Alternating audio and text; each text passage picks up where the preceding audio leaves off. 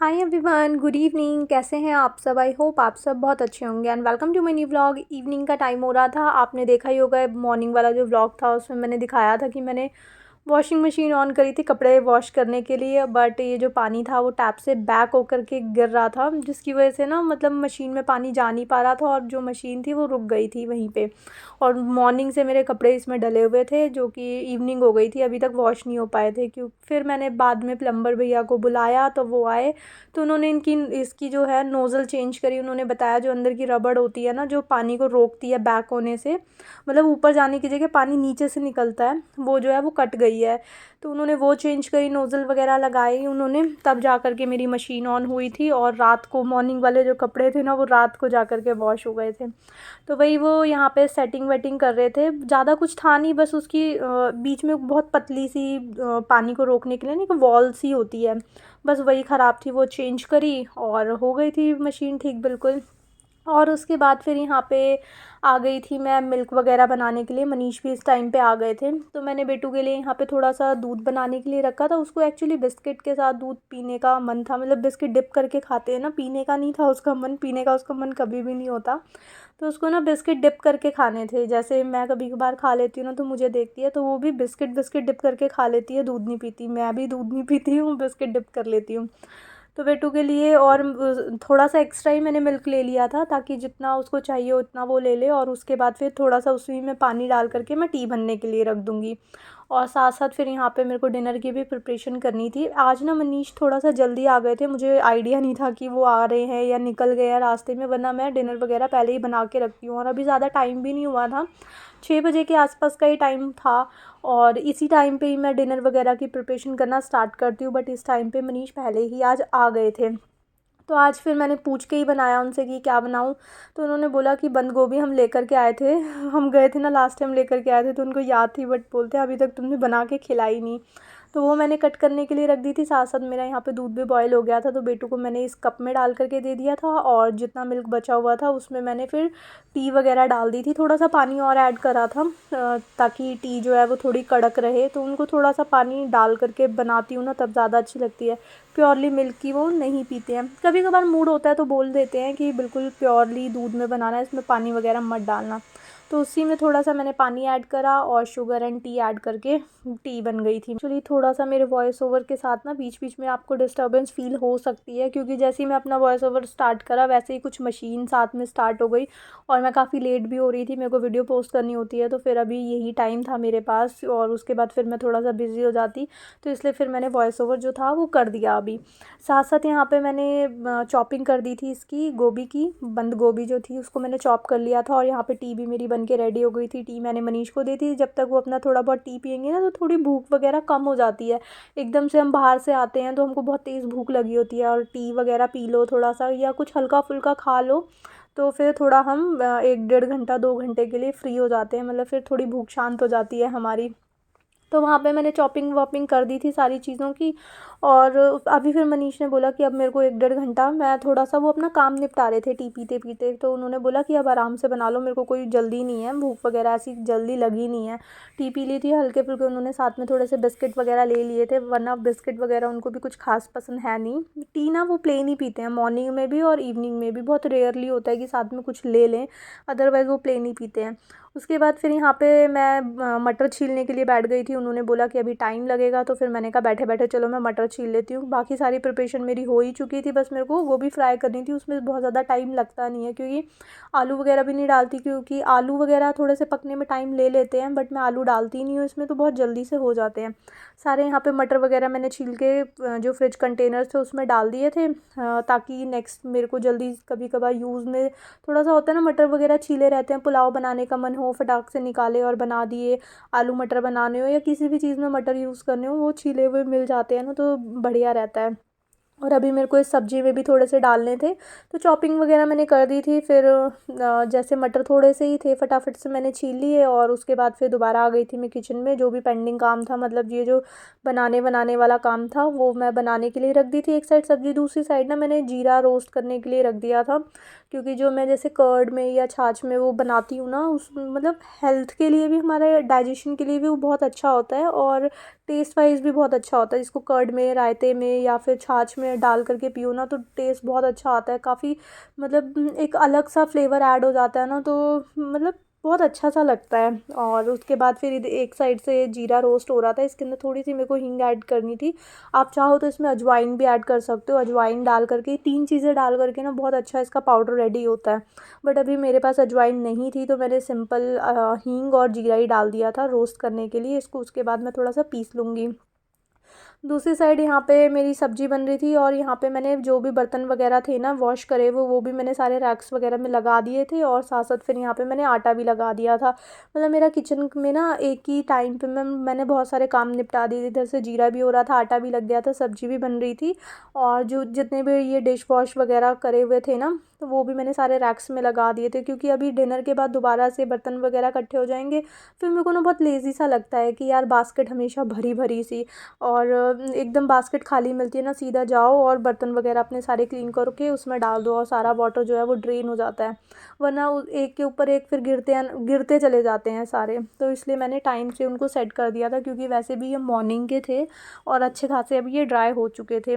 और उसके बाद फिर ये जो चकला बेलन होता है ना, इसी के ऊपर मैंने ये जीरा जो था वो पीस लिया था।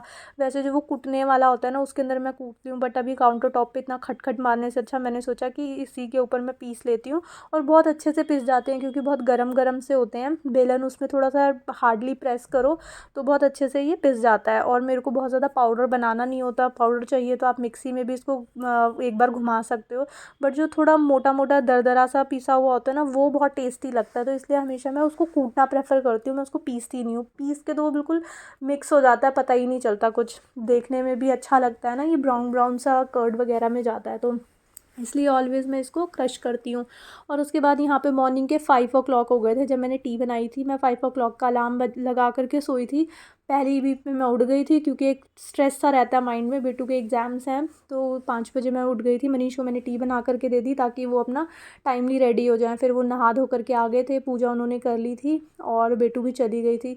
यार एक बच्चे के लिए 5 बजे सुबह उठ करके 2 घंटे का ट्रैवल करके जाना फिर एग्ज़ाम देने बहुत ज़्यादा मुश्किल हो जाता है। बट स्टिल बेटू रात को भी वो थोड़ा आजकल रूटीन उसका जैसे स्कूल वगैरह नहीं जा रही तो लेट लेट सा रूटीन चल रहा है, बट स्टिल वो मॉर्निंग में उठ जाती है। एक ही बार उठाती हूँ मैं उसको, बेटू उठ जाओ, बस उठ जाती है। उसके बाद मेरे को उसको बार बार नहीं बोलना पड़ता। तो उठ करके सुबह सुबह रेडी होकर के चले गए थे दोनों। आज मैं नहीं गई थी, लास्ट एग्ज़ाम में मैं गई थी।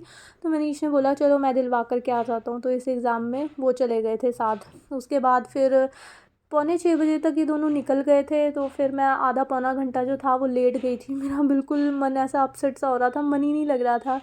नींद तो मेरे को नहीं आई, बट मैं लेटी हुई थी। उसके बाद फिर आधा पौने घंटे के बाद मेरे से और ज़्यादा लेटा भी नहीं गया। एक बार नींद खुल जाती है ना तो बहुत देर तक ऐसे बेड पे ना मेरे से रुका नहीं जाता। मैक्सिमम आधा घंटा पौना घंटा, हद से हद, इससे ज़्यादा देर तो नहीं लेट सकती मैं। एक बार नींद खुल जाती है ना तो थोड़ी देर लेट करके फिर मैं उठ जाती हूँ, जल्दी से छोड़ देती हूँ बिस्तर की। टाइमली अब सारे अपने कामों में लग जाती हूँ। टाइमली लगूंगी तो सारे काम टाइमली निपट भी जाएंगे। फिर मैंने उठ करके कोकोनट वाटर पिया था और उसके बाद फिर मेरे को अपना बेडरूम वगैरह क्लीन करना होता है। डेली रूटीन यही होता है। मनीष के जाने के बाद क्लीनिंग का जब वो होते हैं, कुकिंग मेरी तभी हो जाती है। उसके बाद क्लीनिंग का काम रहता है। झाड़ू वगैरह भी मैं समटाइम्स मॉर्निंग में लगा लेती हूँ, कभी कभार छूट जाए तो छूट जाए, अदरवाइज़ झाड़ू भी मेरी मॉर्निंग में हो जाती है। तो मेरे को उसके बाद बिस्तर वगैरह सेट करना होता है। नाइट का जो बिस्तर होता है, सारे ब्लैंकेट वगैरह होते हैं वो फ़ोल्ड करने होते हैं। और जो भी पिलोज़ वगैरह आजकल एक्सचेंज चलते रहते हैं, ये वाले जो फ्लफ़ी फ्लफ़ी पिलोज़ हैं ना, ये मैं मॉर्निंग में इस बेड में डाल देती हूँ। बट नाइट में मैं जा कर के चेंज कराती हूँ, उस वाले रूम में ये रखाती हूँ। और वहाँ के जो पतले पतले से हैं ना वो मैं ले आती हूँ, क्योंकि इनके ऊपर नहीं सोया जाता, इससे बहुत नेक पेन सा हो जाता है मुझे। और जिनको वैसे भी माइग्रेन और मतलब इतना हैवी फ्लफ़ी पिलो नहीं लेना चाहिए। अगर आपको माइग्रेन या सर्वाइकल की प्रॉब्लम नहीं भी है ना तो हो सकती है, क्योंकि जो हमारा नेक का पॉस्चर है ना वो काफ़ी ख़राब हो जाता है इतने ऊंचे ऊंचे पिल्लोज़ लेने से। और उसके बाद फिर बेडशीट भी मैंने अच्छे से झाड़ दी थी। बेटू का जो भी सामान वगैरह यहाँ पे फैला हुआ था वो मैंने सेट कर दिया था। प्लेट ही रखी हुई थी मॉर्निंग में, मैं जब जा रही थी बेटू तो मैंने उसको थोड़ा सा फ्रूट कट करके दिया था। 5, 5:30 बजे का टाइम था, कुछ खाया भी नहीं जाता, बट स्टिल मैंने उसको थोड़ा सा फोर्स करके, जो चीकू लेकर आए थे ना मनीष, वो खिलाए थे। वो देखने में इतने ज़्यादा हार्ड लग रहे थे, मतलब स्टोन से भी ज़्यादा हार्ड लग रहे थे। बट जब मैंने उसको काटा था, जबकि वो अंदर से ग्रीन ग्रीन थे, फील हो रहा था कि वो बिल्कुल कच्चे हैं, अभी बिल्कुल अच्छे से पके नहीं है, बट स्टिल खाने में मीठे थे। उसको पसंद आए, वो खा के गई थी सारे। 2 कट करके दिए थे, दोनों उसने खा लिए थे। मैंने पूछा था बेटू कैसे लग रहे हैं, बोल रही है कि बोला उसने कि मीठे मीठे हैं। तो मैंने कहा चलो ठीक है, देखने से हार्ड लग रहे थे बट ठीक निकले थे। और उसके बाद फिर यहाँ पे मैंने सारी झाड़ू वगैरह निकालनी थी, वो निकाल दी थी। और ये वाली जो झाड़ू है ना, इसकी भी एक्सपायरी डेट आ चुकी है। बस थोड़ा सा ये नैरो पॉइंट्स, नैरो एरियाज़ जो है ना घर के, उनके नीचे ना थोड़ी सी ये डस्ट डस्ट सी जो है कंस्ट्रक्शन वाली, वो फंसी हुई है। बस इसीलिए मैं इसको यूज़ कंटिन्यू अभी कर रही हूँ, इसको मैं थ्रो नहीं कर रही अभी। बट आज मैंने लास्ट सोचा है कि आज जितने अच्छे से क्लीन हो पाता है अंदर का एरिया, वो कर दूँगी। उसके बाद मैं इसको थ्रो कर दूँगी। इसलिए नहीं फेंक रही थी क्योंकि न्यू झाड़ू मेरे पास रखी हुई है। अगर मैं वो डालूँगी ना बहुत ज़्यादा नीचे नीचे, तो वो भी टूटनी स्टार्ट हो जाएगी। तो इसलिए मैंने रखा हुआ था कि चलो इससे जितनी अच्छे से क्लीनिंग हो पा रही है ना, इससे कर लेती हूँ। उसके बाद इसको थ्रो कर दूँगी, फिर दूसरी निकालूँगी। और वैसे भी घर पे ना बहुत ज़्यादा अनवांटेड स्टफ़ रख के ना कुछ फ़ायदा होता नहीं है। साथ के साथ हमको चीज़ों को थ्रो करते जाना चाहिए अगर हमने उसकी रिप्लेसमेंट ले ली है तो। और उसके बाद फिर झाड़ू वगैरह लगाई, डस्टिंग वगैरह करने आ गई थी। जो रेगुलर डस्टिंग होती है वो तो मेरे को करनी है, बट मैं प्रेफ़र करती हूँ कि थोड़ा-सा अगर मेरे पास एक्स्ट्रा टाइम है ना, तो मैं पूरे घर में ना जो एक्स्ट्रा कॉर्नर्स होते हैं उनको साथ के साथ क्लीन रखूँ, ताकि जो वैसे डेली डस्टिंग होती है वो भी इतनी हैंडी हो जाती है कि उसमें बिल्कुल टाइम लगता नहीं है। क्लीन चीज़ों पे आपको बस एक फ़ॉर्मेलिटी के जैसे अच्छे से बस कपड़ा घुमाना होता है अगर आप रेगुलर क्लीनिंग करते हो। और अगर अल्टरनेट करते हो तो वही काम आपको थोड़ा-सा एक्स्ट्रा टाइम लगता है, तो घुमा फिरा के ना बात वही आ जाती है। और अभी जब से शिफ्ट हुए थे, डोर्स वगैरह अच्छे से क्लीन हुए नहीं थे। धीरे-धीरे एक-एक डोर मैं घर का पिक कर रही हूँ और साथ के साथ उनको क्लीन करती जा रही हूँ। कल मैंने बेडरूम का कर दिया था, आज मैंने ये वॉशरूम का कर दिया। इसके ऊपर ना थोड़ा-सा जैसे वॉशरूम खुला होता है और कुछ पानी वगैरह का काम होता है, तो नीचे की साइड ना छींटे-छींटे आ जाते हैं, अंदर की साइड भी और बाहर की साइड भी। जब अंदर की साइड मैंने वॉश करके आई थी, जैसे शावर वगैरह हम ऑन करते हैं तो शावर से ना जो छींटे-छींटे, बूँदे-बूँदे सी टपकती हैं, तो वो सारी की सारी ये जो डोर है इसके पीछे वाइट वाइट से स्टेन बने हुए होते हैं। तो इसको रेगुलर क्लीन करना बहुत ज़रूरी होता है। एक तो आपकी वुड भी ख़राब नहीं होएगी इससे, और जो वो वाइट वाइट से स्टेन हो जाते हैं ना वाटर के, वो भी नहीं पड़ेंगे। जैसे हमारी बकेट्स में और ये जो मग्स वगैरह होते हैं उसमें वाइट वाइट से वाटर के स्टेन आ जाते हैं, तो वो ना हो, इसलिए मैं डोर्स को भी साथ के साथ क्लीन रखती हूँ। सारा मैंने नीचे से क्लीन कर दिया था, पीछे की साइड से भी अच्छे से क्लीन कर दिया था। वैसे तो एक फ़ाइबर शीट्स वगैरह लगाई जाती हैं ताकि जो डोर्स वगैरह हैं वो ख़राब ना हो, बट अभी हमने वो लगवाई नहीं हुई। तो मैं इसको मतलब ड्राई रखती हूँ सारी चीज़ों को, क्योंकि जितनी ज़्यादा चीज़ों को हम ड्राई रखते हैं ना, उतनी वो लॉन्ग लास्टिंग हो जाती है, वो उसकी शेल्फ़ लाइफ बढ़ जाती है। और जितनी गीली गीली चीज़ें रहती हैं ना, वो बहुत जल्दी ख़राब हो जाती हैं। तो इसलिए सारी चीज़ों को मैं प्रेफ़र करती हूँ कि मैं यूज़ करने के बाद सबको ड्राई कर दूँ, इंक्लूडिंग टैप्स भी। रात को सारी टैप्स को मैं, जैसे किचन की टैप्स हैं, तो मैं उनको स्पेशली क्लॉथ से, जो माइक्रोफाइबर वाला क्लॉथ होता है ना, उससे ड्राई करके सोती हूँ। और वॉशरूम का भी ऐसे है, जब मैं नहा कर के आती हूँ तो उसके बाद यूजेस ख़त्म हो जाते हैं, क्योंकि नहाने धोने के बाद वॉशरूम का जो यूज़ होता है वो थोड़ा बहुत ही होता है हैंड वॉश वगैरह करने के लिए। तो उसके बाद सारी टैप्स को ना मैं एक बार ड्राई कर देती हूँ, जबकि रेगुलर यूज़ होती हैं, बट स्टिल ड्राई एक बार मैं ज़रूर कर देती हूँ। कोई बहुत ज़्यादा काम बड़ा नहीं होता। वही चीज़ अगर वो जम जाएगी, उसके स्टेन्स ज़्यादा ज़िद्दी से हो जाएंगे, तो फिर उसमें बहुत मेहनत लगती है और घर भी, हमारी चीज़ें भी बहुत पुरानी पुरानी सी लगने लगती हैं। तो बेटर है कि साथ के साथ मैं क्लीन कर देती हूँ। उसके बाद यहाँ पे मैंने मैट को भी क्लीन कर दिया था। जो बाहर वॉशरूम के बाहर मैट लगा हुआ था ना, वो भी थोड़ा गंदा सा हो रहा था, तो इसको भी मैं जल्दी फ्रीक्वेंटली क्लीन कर देती हूँ। और बहुत टाइम भी नहीं लगता क्लीन करने में। वही मैं अच्छा खासा गंदा करके क्लीन करूँगी तो उसमें फिर मेरे को टाइम लगेगा। तो साथ के साथ फ्रीक्वेंटली चीज़ों को क्लीन करते रहो तो फिर क्लीन रहती हैं चीज़ें, तो उसमें बहुत ज़्यादा मेहनत हमें करने की नीड होती नहीं है।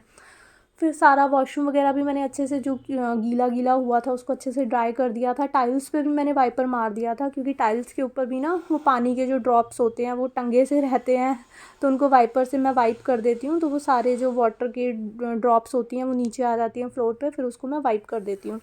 उसी के साथ यहाँ पे ये क्लॉथ्स थे जो वो साथ के साथ मैं फ़ोल्ड करने के लिए ले आई थी। अदरवाइज़ जो क्लॉथ्स का मैस होता है ना घर में, सबसे ज़्यादा घर को ख़राब दिखाने में ये क्लॉथ्स का ही रोल होता है। तो जब भी हम क्लॉथ्स को वॉश करते हैं ना, तो साथ के साथ हम इनको फ़ोल्ड कर दें तो अच्छा रहता है। अदरवाइज़ ये आधे इधर गिरे रहते हैं, कुछ इधर गिरे रहते हैं, जहाँ इनका प्लेस होता है ना वहाँ तक ये पहुँचते ही नहीं हैं, ये दोबारा से ही फिर वॉशिंग के लिए चले जाते हैं। तो थोड़े से ही थे, मैंने कहा साथ के साथ फ़ोल्ड कर देती हूँ, अदरवाइज़ ये घर घर का जो चेयर या एक्स्ट्रा बेड या जो एक्स्ट्रा कॉर्नर्स होते हैं ना वो स्पेस ये लेकर के पड़े रहते हैं। और एट अ टाइम कोई भी घर पे आता है तो हमारे घर पे ये जो घर के मेसी कॉर्नर्स होते हैं ना वो इन्हीं सब चीज़ों की वजह से होते हैं, जिसमें चीज़ें स्टोर हो जाती हैं, जैसे क्लॉथ्स वगैरह। तो ना हम जब भी क्लॉथ्स वगैरह वॉश करते हैं तो हमको इनको साथ के साथ फ़ोल्ड करके इनके प्लेस पे डाल देना चाहिए, वरना जो इनका प्लेस होता है वो खाली होता चला जाता है, और जो खाली रखने वाले प्लेसेस होते हैं ना वो इनकी वजह से मैसी और भरे भरे से हो जाते हैं।